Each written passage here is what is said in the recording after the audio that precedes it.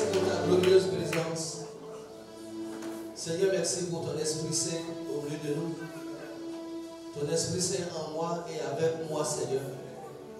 Merci, cher Saint-Esprit. Merci de permettre que ma personne soit effacée et que toi seul apparaisses pour glorifier celui qui règne éternellement. Merci de permettre que je me taise et que toi seul parles à moi-même d'abord et à toute cette assemblée ici présente et à tous ceux qui sont en train de nous suivre sur YouTube, Seigneur, les réseaux sociaux. Que ton nom soit béni, que ton nom soit exalté, que ton nom soit magnifié pour l'atmosphère spirituelle et électrique ce matin, Seigneur. Parce que la mort n'a pas pu retenir notre docteur, Seigneur le Sauveur Jésus-Christ. De la même manière, la mort ne peut plus nous retenir. La maladie ne peut plus nous retenir. La pauvreté ne peut plus nous retenir. Les ténèbres ne peuvent plus nous retenir. Satan n'a plus d'avenir. Il n'a que des souvenirs. Parce qu'il a été dépossédé. Il n'a plus de clés. Les clés de la mort, de ce jour de mort, ont été retirées par celui qui règne éternellement au travers de nos vies. Que ton nom soit béni. Acclame le Seigneur. Acclame celui qui règne. Acclame celui qui est ressuscité. Acclame celui qui a donné sa Seigneur à notre vie. Acclame celui qui a permis que nous soyons accueillis dans la maison du Père. Acclame celui-là qui est allé prier ce que les Canadiens ont parlé à Hélène. Désormais, par son sacrifice, il a racheté de grandes choses pour vous et moi. Au nom puissant de Jésus. Gloire à Dieu. Gloire à Jésus. Gloire à son Esprit Saint. Alléluia. C'est un jour merveilleux. Un jour glorieux. Un jour inoubliable. 2 jours de notre jour. C'est la célébration du jour de notre jour. C'est notre anniversaire. C'est la victoire sur Satan, sur la maladie. Je vais dire à quelqu'un, si tu étais venu ici avec une maladie quelconque, aujourd'hui la maladie prend fin. Si tu étais poursuivi, toute poursuite prend fin aujourd'hui. Parce que Christ a payé le prix. Alléluia. Avant de rentrer dans le vif du sujet, je voudrais dire à quelqu'un, dans la Bible, on parle de 2 épouses. La première épouse, la femme d'Adam, qui est sortie quand Adam a été endormi. Et de son côté, on a tiré une côte, on a formé Ève. De la même manière, on parle d'une seconde épouse, l'épouse de notre Seigneur et Sauveur Jésus-Christ.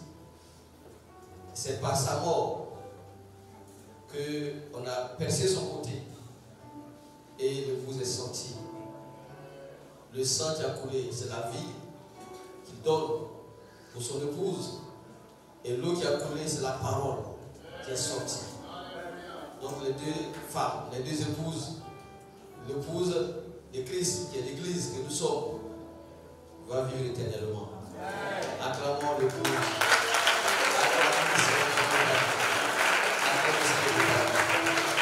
Je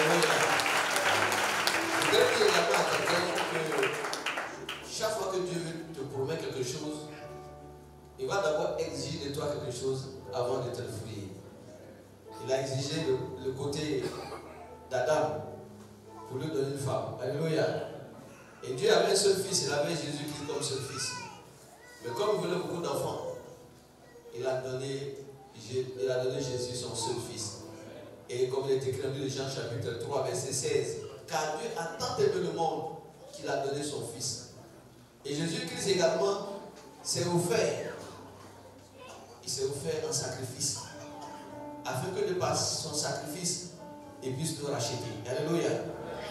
Donc chaque fois que tu fais une offrande, ce n'est pas dans le but d'enrichir quelqu'un.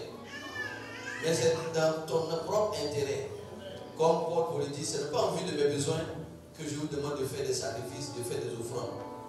Mais c'est le bénéfice qui apporte pour votre propre compte que je vous demande de faire des offrandes. Et chaque fois que nous offrons, nous recevons plus que nous offrons. Acclame le Seigneur.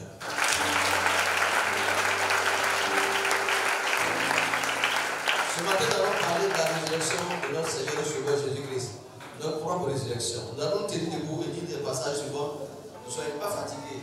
Jésus n'était pas fatigué qu'elle a marché sur le chemin qui l'a conduit jusqu'à la mort. Nous allons prendre le premier passage de la Bible que j'aime beaucoup, Matthieu chapitre 28, verset 1 au verset 20. Matthieu chapitre 28, du verset 1 au verset 20.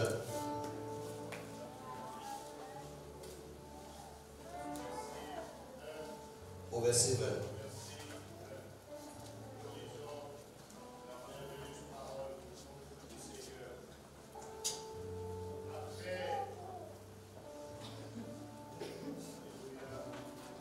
Matthieu chapitre 28, du verset 1 au verset 20. Après le sabbat, à l'aube du premier jour de la semaine, Marie de Magdala et l'autre Marie allèrent voir le sépulcre. Et voici, il y eut un grand tremblement de terre. Un ange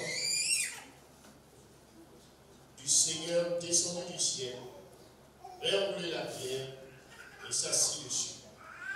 Son aspect était comme l'éclair, et ses vêtements blancs comme la neige.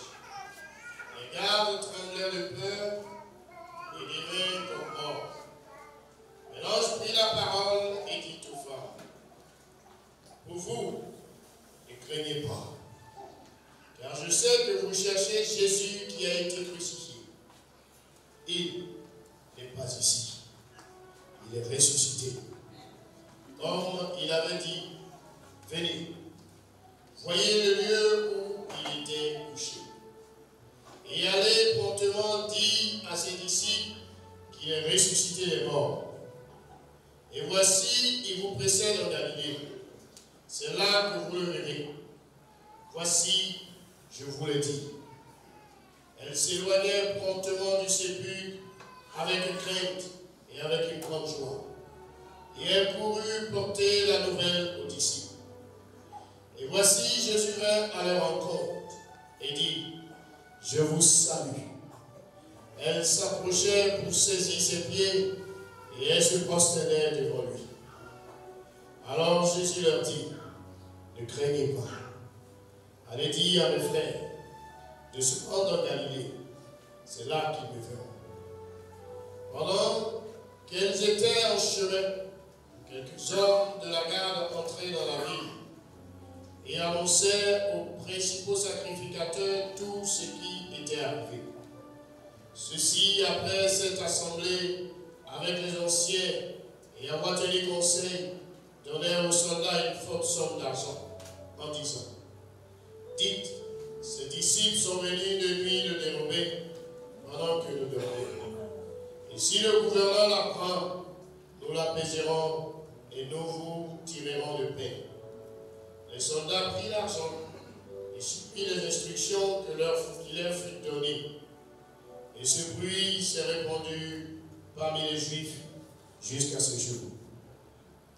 Les 11 disciples allèrent en Galilée, sur la montagne que Jésus leur avait désignée.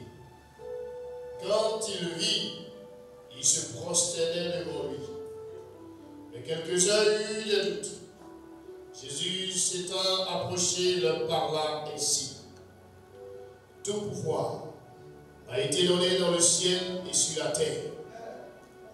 Allez, faites de toutes les nations des disciples, les baptisant au nom du Père, du Fils et du Saint-Esprit, et enseignez-leur à observer tout ce que je vous ai prescrit. Et voici, je suis avec vous tous les jours, jusqu'à la fin du monde. Amen.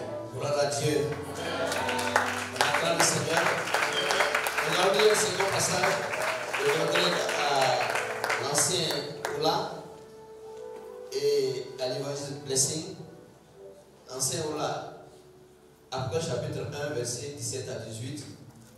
Et Blessing, Apocalypse chapitre 5, verset 9 à 13. Apocalypse chapitre 1, verset 17 à 18.